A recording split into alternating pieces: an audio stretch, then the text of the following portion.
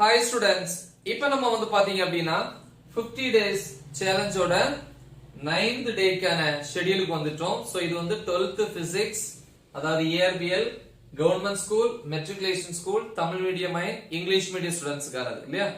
So இந்த 9th டே ஷெட்யூலுக்கு வருவோம். So நான் தரவை பார்க்க சொல்லியிருக்கேன், அப்பதான் நீட் எக்ஸாமும் பாஸ் பண்ண முடியும் அப்படின்னு சொன்னேன். நம்ம யூஸ் பண்ணிட்டு இருக்கிறது வந்து கரண்ட் எலக்ட்ரிசிட்டிங்கிற யூனிட், அதாவது மின்னோட்டவியல். சோ அதுல 9th டேக்கான ஷெட்யூலை வந்து பார்ப்போம், சரியா? சோ அதுல topic number 2.4.2 Tamil medium English medium ரெண்டுக்குமே டாபிக் நம்பர் சேம் தான் இங்க இல்லையா? சப்போஸ் அப்படி வேற மாதிரி இருந்துச்சுன்னா நான் வந்து முன்னாடி இன்ஃபார்ம் பண்ணிடுவேன். சோ இதெல்லாம் கரெக்டா இருக்கும். சோ அதனால வந்து இதே நம்பர் தான் தமிழ் மீடியத்துக்கு இருக்கும். சோ 2.4.2 என்னது? determination of internal resistance. So இப்படின்னு தான் இருக்கும். ஆனா உண்மையிலே இந்த क्वेश्चन புக் பேக்ல எப்படி கொடுத்திருப்பாங்க? determination of internal resistance of a cell using என்னது? voltmeter. சோ இதான் வந்து full question. voltmeter-ஐ பயன்படுத்தி மின்கலனுடைய அகமின்தடையை கணக்கிடல். ரைட்? சோ இது ஒரு இம்பார்ட்டன்ட் क्वेश्चन புக் பேக்ல இருக்கு. ரைட்? Year question. சோ இது ரிலேட்டடா வந்து ஒரு கணக்கு இருக்கு. எக்ஸாம்பிள் 2.17. சரி, next 2.4.3 cells in series. cells in series, அதாவது தமிழ்ல தொடர் இணைப்பில் மின்கலன்கள். சோ அதுல வந்து ஒரு எக்ஸாம்பிள் இருக்கு, கணக்கு, ஐ மீன் ப்ராப்ளம் 2.18. நெக்ஸ்ட் வந்து 2.4.4 cells in parallel. சோ இதுல வந்து எக்ஸாம்பிள் இதுல ஒரு சம் இருக்கு parallel 2.19. சோ இந்த ப்ராப்ளம் ரொம்ப முக்கியம். அதே மாதிரி செல்ஸ் இன் சீரிஸும் இம்பார்ட்டன்ட். இந்த சீரிஸ் parallel இதுக்கு முன்னாடி ஒன்னு பார்த்தோம் இல்லையா? இதுக்கு முன்னாடி உள்ள ஷெட்யூல்ல resistors in series and parallel, தமிழ்ல வந்து மின்தடைகள், தொடர் இணைப்பு மற்றும் பக்க இணைப்பு. சோ அதை தெரிஞ்சுக்கிட்டாலே ஈஸியா வந்து இந்த ரெண்டு क्वेश्चन நீங்க படிச்சிடலாம், சரியா? சோ இந்த எல்லா டாபிக்ஸுமே நான் அப்லோட் பண்ணிருக்கேன், தமிழ் மீடியத்திலயும் சரி இங்கிலீஷ் மீடியத்திலயும் சரி, செக் பண்ணி பாருங்க.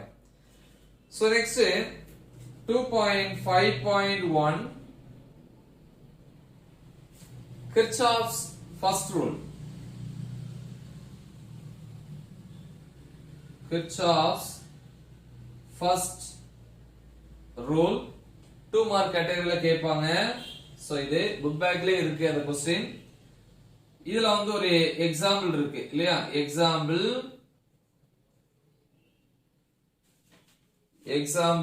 2.20. சோ இதுவும் கேட்டிருக்காங்க. The next Kirchhoff's second rule 2.5.2 Kirchhoff's second rule. So இதுவும் கேட்பாங்க 2 மார்க்ல. சில நேரம் Kirchhoff's ஓட ஃபர்ஸ்ட் அண்ட் செகண்ட் ரூல் சேர்த்து கேட்பாங்க. ஓகே, சோ சேர்த்து கேட்டானா 3 மார்க்லயோ அல்லது 5 மார்க், மோஸ்ட்லி 5 மார்க் அளவுக்கு வராது, 3 மார்க்ல கேட்கலாம். ரைட்? சோ இது வந்து Kirchhoff's செகண்ட் ரூல்ல வரக்கூடியது. Next 2.5.3 Wheatstone's bridge. Wheatstone's bridge. Wheatstone's bridge முக்கியமான क्वेश्चन. சோ இதுல வந்து எக்ஸாம்பிள் இருக்கு. எக்ஸாம்பிள் எடுத்துக்காட்டு கணக்கு என்ன அப்படின்னா 2.23 2.24 இது ரெண்டுமே 2 மார்க் கேட்டகரியில வரக்கூடியது, இம்பார்ட்டன்ட். சோ அது மட்டும் இல்ல, வீட்ஸ்டோன் பிரிட்ஜும் ஒரு இம்பார்ட்டன்ட் 5 மார்க் क्वेश्चन. சோ இங்க அதுல ஒரே ஒரு question 2.5.4 metre bridge. Metre bridge. So இதுல வரக்கூடிய ப்ராப்ளம்ஸ் எதெல்லாம் அப்படின்னு பாத்தீங்கன்னா எக்ஸாம்பிள் 2.25 2.26 2.26. சோ இது வந்து புக்குக்குள்ள நம்ம பார்த்தது. இனி புக் பேக்ல எதெல்லாம் क्वेश्चंस வந்து இதுல வருது அப்படினு பாப்போம். Book back. சோ அதுல வந்து ஃபர்ஸ்ட் ரோமன் லெட்டர் 2 பாப்போம். ரைட்? சோ இந்த ரோமன் லெட்டர் 2ல क्वेश्चन நம்பர் 13 14 16. சரியா?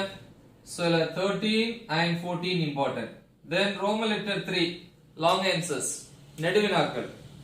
So அதுல வந்து 4 5 6 7 இவ்வளவு क्वेश्चंस இதுல வருது. So இதுல வந்து 4 6 வந்து important, அது இதிலே வருது. So இந்த क्वेश्चन சொல்லலாம். அதே மாதிரி Wheatstone's bridge சொல்லலாம். Okay? The next Roman letter 4 book பேக்ல இருக்கிற பயிற்சி கணக்குகள் இங்கிலீஷ்ல எக்ஸசைஸ் அப்படின்னு சொல்லுவோம்.